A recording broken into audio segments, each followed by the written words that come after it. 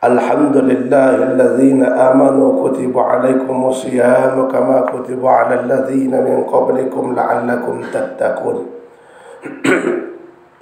Asyhadu an la ilaha illallah wahdahu la syarika lah wa asyhadu anna Muhammadan abduhu wa rasuluh sadiqul wa'dil amin. Allahumma salli ala sayyidina Muhammadin wa ala alihi wa ashabihi ajma'in. Amma ba'du fa ya ibadallah, inni usikum wa iyaya bi nafsihi bi taqwallah faqad fazal muttaqun. Thumma qala Allah ta'ala fil Qur'anil Karim, a'udzu billahi minasyaitonir rajim. Bismillahirrahmanirrahim. Syahrul Ramadan allazi unzila fihi al-Qur'an hudan lin-nasi wa bayyinatin minal huda wal furqan. Wa qala aidan, inna anzalnahu fi lailatul qadri wa ma adraka ma lailatul qadri. Lailatul qadri khairun min alfi syahrin tanazzalul malaikatu war ruh. Wa qala Rasulullah sallallahu alaihi wasallam, man qama lailatul qadri imanan wa ihtisaban ghufira lahu ma taqaddama min dhanbihi. Sadaqallahul azim. Wa sadaqa rasuluhu an-nabiyil karim wa nahnu ala zalika minas sayyidin was-sakirin walhamdulillahi rabbil alamin. Kaum muslimin, para tamu Allah, jamaah Jumat rahimakumullah yang dirahmati oleh Allah Subhanahu wa taala. Sebagai langkah awal pembicaraan kita, marilah kita sama-sama mengamalkan rasa puji syukur kepada Allah Subhanahu wa taala atas segala rahmat dan nikmat dan kesempatan yang telah Allah berikan kepada kita sampai siang ini, sampai saat ini. Inilah yang wajib kita syukuri jamaah. Tidak semua orang dan tidak semua kita orang Islam yang mendapatkan nikmat semacam ini. Alhamdulillah, kita sudah memasuki Ramadan yang ke-23 hari ini.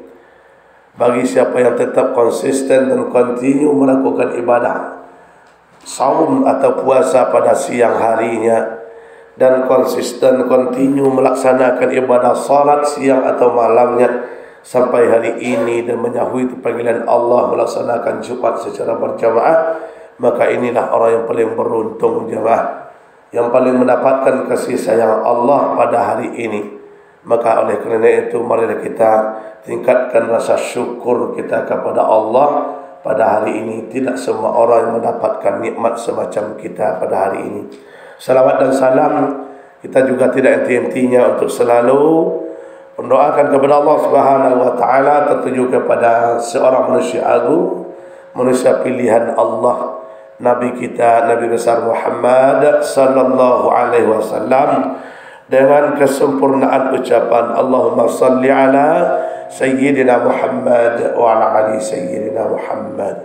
Karena beliau satu-satunya manusia jemaah yang kita harapkan pertolongan beliau, yang kita harapkan syafaat beliau, bukan hanya di hari kiamat jemaah, tetapi semenjak di dunia ini sampai hari ini kita membutuhkan syafaat beliau.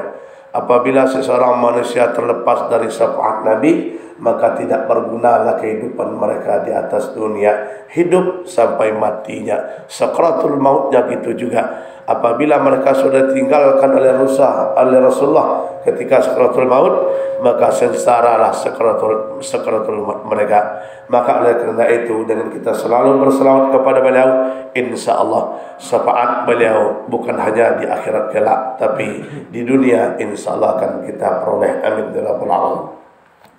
Kaum muslimin, para tamu Allah yang dirahmati oleh Allah Subhanahu wa taala, sebelumnya khatib mau berwasiat kepada kita semua. Dengan wasiat, marilah kita sama-sama meningkatkan iman dan takwa kepada Allah Subhanahu wa taala. Adapun hari ini tanggal 14 April 2023 bertepatan 23 Ramadan 1444 Hijriah untuk tahun ini, bulan ini, dan sampai hari ini. Semoga hendaknya segala amal yang telah kita lakukan, segala ibadah yang kita perbuat sesuai dengan tuntunan, itu menjadi catatan amal soleh di sisi Allah yang akan bisa kita manfaatkan di hadapan Allah nanti. Amin ya rabbal alamin. Adapun pada kesempatan ini kita mengangkat judul khutbah kita, yaitu keutamaan malam Lailatul Qadar. Kaum muslimin yang berbahagia, bulan Ramadan ini sangat banyak sekali keistimewaannya, banyak sekali keabdalannya. Dalam beberapa riwayat itu disampaikan, Syahrul Ramadan Syahrul Maghfirah, bulan Ramadan bulan ampunan. Syahrul Ramadan Syahrul Taqwa, bulan Ramadan adalah bulan takwa. Syahrul Ramadan Syahrul Qiyamul Lail, bulan Ramadan adalah bulan yang terbaik untuk solat malam. Syahrul Ramadan Syahrul Lailatul Qadar, bulan Ramadan adalah bulan Lailatul Qadar. Cuman satu-satunya terdapat Lailatul Qadar hanyalah di bulan Ramadan. Syahrul Ramadan Syahrul Hidayah, bulan Ramadan tempatnya untuk mendapatkan hidayah.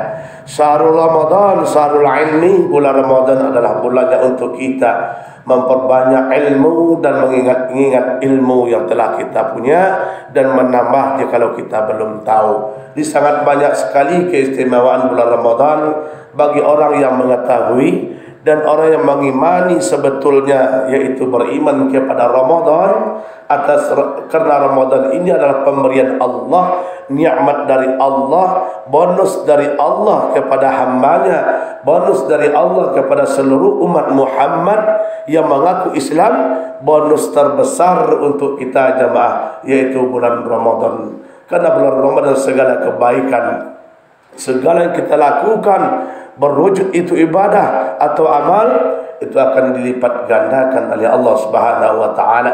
Begitu juga jikalau maksiat jamaah. Memang bulan Ramadan bulan yang terbaik, bulan Ramadan penuh maghfirah dan ampunan Allah. InsyaAllah semenjak awal Ramadan, dosa dan kekilafan kita yang sengaja walaupun yang tidak kita sengaja itu sudah diampuni oleh Allah insyaAllah. Tetapi ingat jamaah, memang amal ibadah, kebaikan, infak, sedekah yang kita keluarkan di bulan Ramadan dilipat gandakan oleh Allah dari 1 jadi 10, 10 menjadi 700 kali lipat.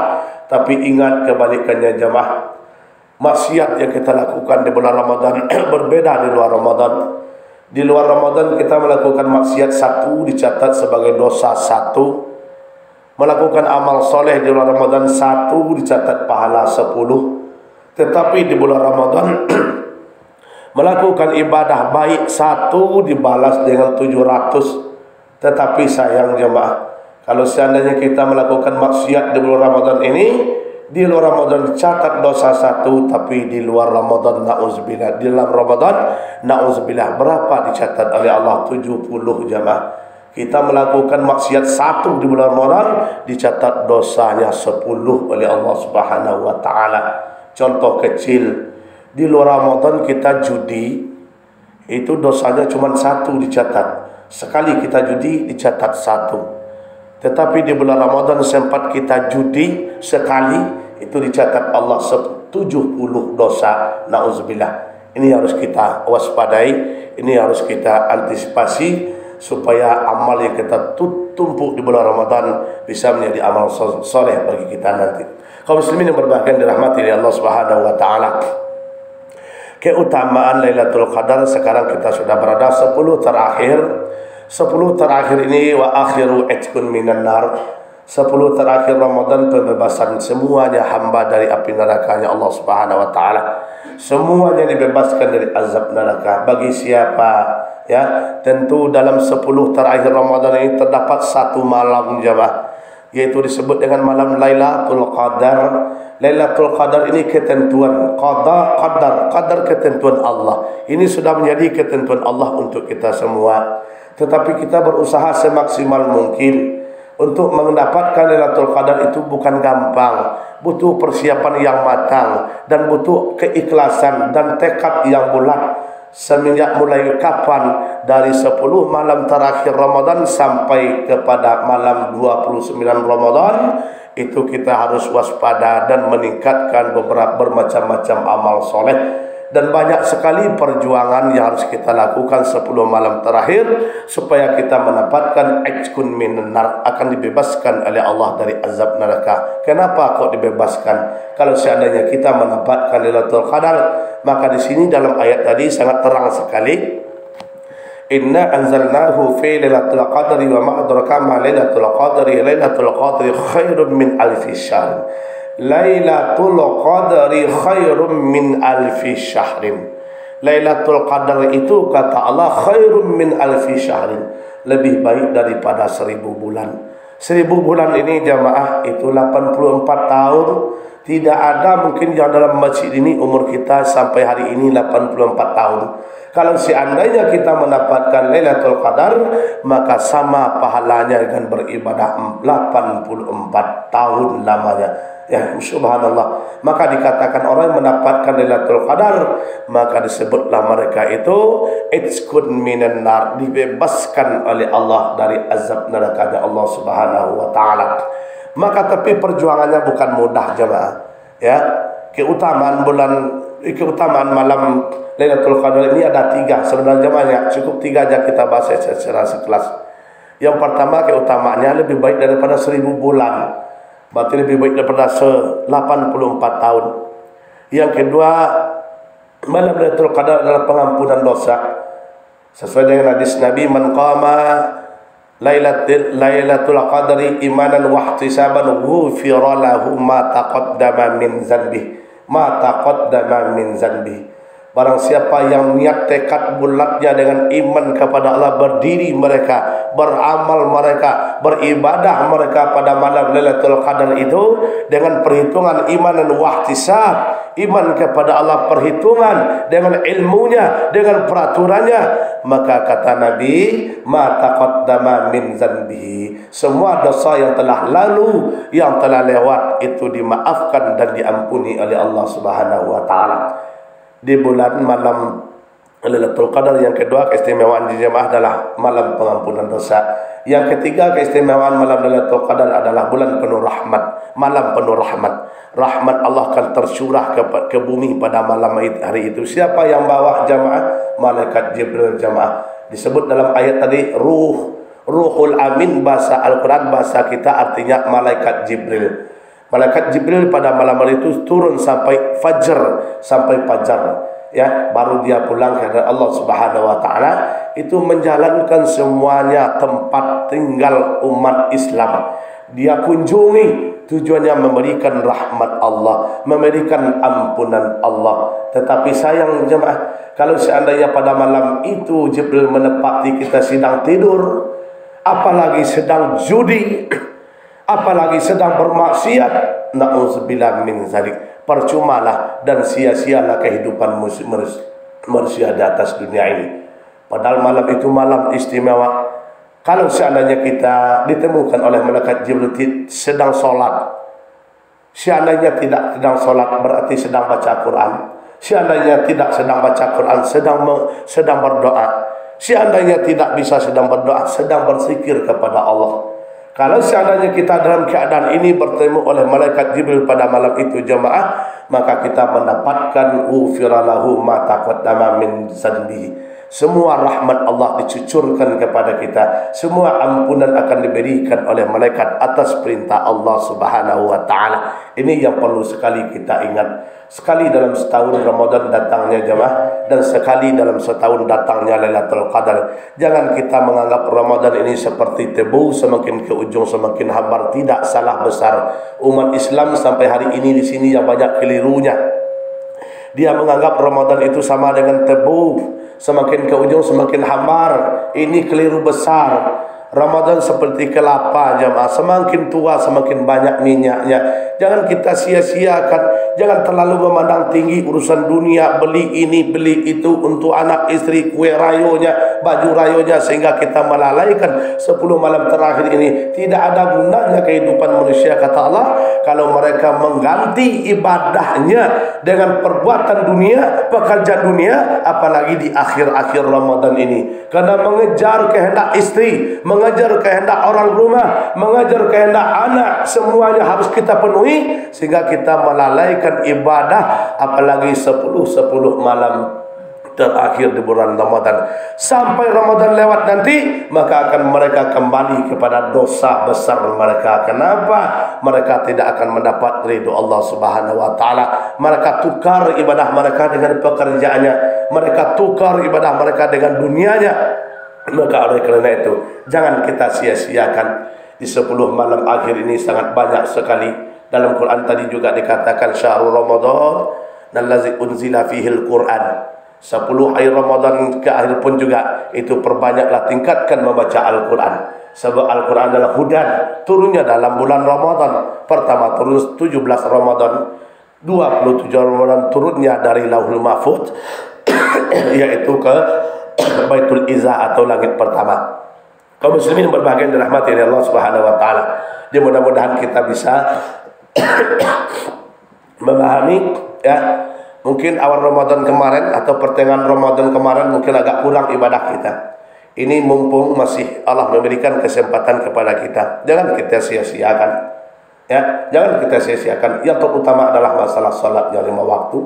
Kalau seandainya memang kepepet sekali, memang tidak ada jalan lain, puasa tidak, tetapi salat jangan tinggalkan.